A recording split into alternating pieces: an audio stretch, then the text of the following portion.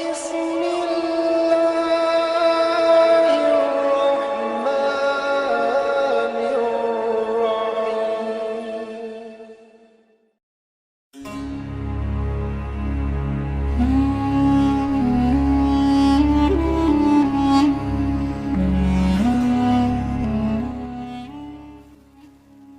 الله الرحمن الرحيم. Bismillahirrahmanirrahim. Assalamualaikum warahmatullahi wabarakatuh. Alhamdulillahillazi kana bi'ibadihi khabiran basira. Tabarakallazi ja'ala fis sama'i burujan wa ja'ala fiha sirajan wa qamaran munira. Asyhadu an la ilaha illallah wa asyhadu anna Muhammadan abduhu wa rasuluh. Allazi ba'asahu bil haqqi basiran wa nazira. Wada'iya ilal haqqa biiznihi wa sirajan munira.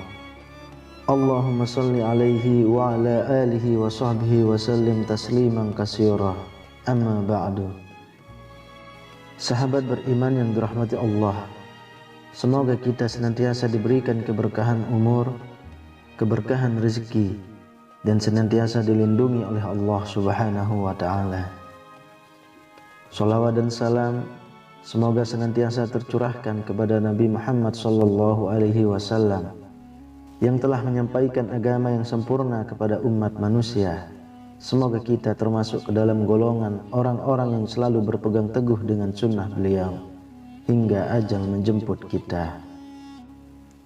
Sahabat beriman, ada satu doa yang istimewa dan sangat mustajab, yang apabila kita berdoa dengannya maka doa kita akan dikabulkan, dan apabila kita meminta dengannya maka permintaan kita akan diberi. Terlebih lagi apabila kita membaca doa ini di akhir solat, yakni setelah tasyahud akhir sebelum salam, maka Allah akan mengabulkan doa kita sebagaimana yang dahulu pernah dijelaskan Rasulullah sallallahu alaihi wasallam. Lalu apa dan bagaimana cara mengamalkan doa ini? Namun sebelum itu, saya mengajak kalian untuk bergabung di channel ini dengan cara menekan tombol subscribe dan menuliskan doa dan harapan kalian di kolom komentar, sehingga kita bisa amini bersama. Dengan begitu, mudah-mudahan harapan dan cita-cita kalian segera dikabulkan oleh Allah Subhanahu wa ta'ala. Sahabat beriman, mengapa doa ini istimewa dan sangat mustajab? Yang pertama, karena doa ini adalah doa yang masyhur dari Nabi Shallallahu Alaihi Wasallam atau yang bersumber langsung dari hadis Nabi yang berstatus sahih, sehingga dengan mengamalkan doa ini otomatis kita akan mendapatkan pahala mengikuti sunnah Nabi Shallallahu Alaihi Wasallam, dan insya Allah kita akan memperoleh keutamaannya. Lalu yang kedua, karena doa ini berisi asma azam atau nama Allah yang agung. Apabila kita berdoa dengannya, maka doa kita akan dikabulkan. Tawasul dengan asma Allah atau nama-nama Allah adalah wasilah terbaik dalam berdoa dan sebab teragung dikabulkannya doa. Sebagaimana Allah Subhanahu wa ta'ala telah memerintahkan dalam Al-Quran, walillahil asma'ul husna fada'uhu biha, dan kepunyaan Allah nama-nama yang baik, maka berdoalah kalian dengannya. Quran Surah Al-A'raf ayat 180. Imam Ibnul Qayyim berkata, karena inilah maka doa yang paling utama dan yang paling mustajab adalah doa yang pendoanya bertawasul dengan nama-nama Allah dan sifat-sifatnya. Kemudian yang ketiga, karena Rasulullah Shallallahu Alaihi Wasallam telah menjelaskan bahwa siapa yang berdoa dengan menggunakan asma azam, maka doanya akan dikabulkan, dan siapa yang meminta dengannya, maka permintaannya akan diberi. Penjelasan Rasulullah Shallallahu Alaihi Wasallam ini sebagaimana yang tersebut dalam hadis dari Buraidah radhiyallahu anhu, bahwa Rasulullah pernah mendengar seorang lelaki yang mengucapkan, Allahumma inni as'aluka bi anni ashhadu annaka antallah la ilaha illa anta al-ahadus samad allazi lam yalid wa lam yulad wa lam yakul lahu kufuwan ahad. Maka beliau bersabda, sungguh ia telah meminta dengannya, yang jika dia diminta dengannya maka dia akan memberi, dan jika dia diseru dengannya maka dia akan mengabulkan. Hadis riwayat Imam 4 dan disahihkan oleh Ibnu Hibban.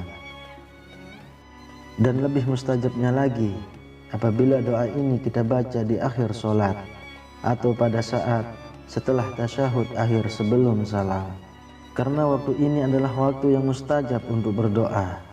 Sebagaimana Nabi Shallallahu Alaihi Wasallam dahulu pernah ditanya, doa mana yang paling didengar atau diijabah oleh Allah? Maka beliau menjawab, Jawful lailil akhir wa duburus sholawatil maktubat. Tengah malam yang terakhir dan di belakang sholat wajib. Hadis riwayat Tirmizi. Sebagian ulama berpendapat bahwa yang dimaksud di belakang sholat wajib adalah di akhir sholat, yakni setelah tasyahud akhir sebelum salam. Syekh Ibnu Utsaimin berkata, yang tampak bahwa yang dikehendaki dengan di belakang sholat wajib dalam hadis Abu Umamah jika ia sahih adalah akhir sholat. Dan waktu ini adalah waktu di mana Nabi Shallallahu Alaihi Wasallam memerintahkan kita untuk berdoa. Sebagaimana sabda beliau, Summa liyatakhayyar ahadukum minad du'a a'jabahu ilaihi fayada'u bih. Kemudian hendaklah ia memilih doa yang ia sukai untuk berdoa dengannya. Hadis riwayat Imam Ahmad, Bukhari dan Abu Daud. Kemustajaban doa ini pernah dibuktikan oleh salah seorang sahabat Nabi yang membacanya di dalam sholat, yakni di waktu setelah tasyahud akhir sebelum salam. Diriwayatkan dari Mihjan bin Adra radhiyallahu anhu bahwa suatu ketika Rasulullah Shallallahu Alaihi Wasallam pernah masuk masjid, lalu ada seorang lelaki yang sedang sholat dalam keadaan bertasyahud. Ia berdoa, Allahumma inni as'aluka ya Allah bi annakal wahidus samad allazi lam yalid wa lam yulad wa lam yakul lahu kufuwan ahad an taghfira li dzunubi innaka antal ghafurur rahim. Maka Rasulullah sallallahu alaihi wasallam bersabda, sungguh Allah telah mengampuninya, sungguh Allah telah mengampuninya, sungguh Allah telah mengampuninya. Hadis riwayat Imam Ahmad, Abu Daud, Nasa'i, Al-Hakim, Tabrani, Baihaqi, Ibnu Mundah dan lainnya. Kemudian cara mengamalkannya adalah, yang pertama, bacalah doa ini satu kali saat selesai membaca tasyahud akhir, agar diri kita diberi pengampunan dosa-dosa.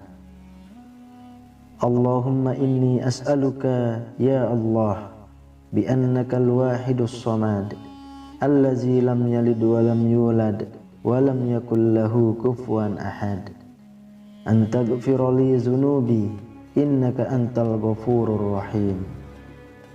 Ya Allah, sungguh aku memohon kepadamu, ya Allah, dengan aku menyaksikan bahwa Engkau adalah Zat yang Esa, lagi tempat bergantung seluruh makhluk, yang tidak beranak dan tidak pula diperanakkan, dan tidak ada yang setara dengannya, agar Engkau mengampuni dosa-dosaku. Sesungguhnya Engkau Maha Pengampun lagi Maha Penyayang. Kemudian yang kedua, dilanjutkan dengan membaca doa ini satu kali, agar Allah mengabulkan hajat keperluan kita. Allahumma inni as'aluka bi anni ashhadu annaka antallah la ilaha illa anta al-ahadus samad allazi lam yalid wa lam yulad wa lam yakul lahu kufuwan ahad an taqdiya hajati. Ya Allah, sungguh aku memohon kepadamu dengan aku bersaksi bahwa Engkau adalah Allah yang tiada Tuhan selain Engkau, yang esa lagi tempat bergantung seluruh makhluk, yang tidak beranak dan tidak pula diperanakkan, dan tidak ada yang setara dengannya, agar engkau mengabulkan hajatku. Setelah itu, sebutkan hajat keperluan Anda. Penyebutan hajat keperluan ini harus disampaikan dengan menggunakan bahasa Arab. Tidak boleh dengan bahasa selain Arab. Jika disebut dengan bahasa selain Arab, maka cukup dibaca di dalam hati saja. Imam Nawawi dalam Al-Majmu' menjelaskan, dan tidak boleh membuat-buat doa yang tidak pernah diajarkan Nabi, dengan mengungkapkannya dengan bahasa ajam selain bahasa Arab, dengan kesepakatan ulama, dan sholatnya menjadi batal karenanya. Berbeda saat doa yang ia buat sendiri itu diungkapkan dengan bahasa Arab, maka kami sepakat membolehkannya. Semoga apa yang saya sampaikan membawa manfaat dan bisa diamalkan, dan semoga Allah memudahkan segala urusan kita dan mengangkat kesulitan yang Anda alami saat ini. Mudah-mudahan jadi tambahan ilmu yang barokah untuk kita semua. Mudah-mudahan menjadi tambahan ilmu yang barokah untuk anak cucu kita semua.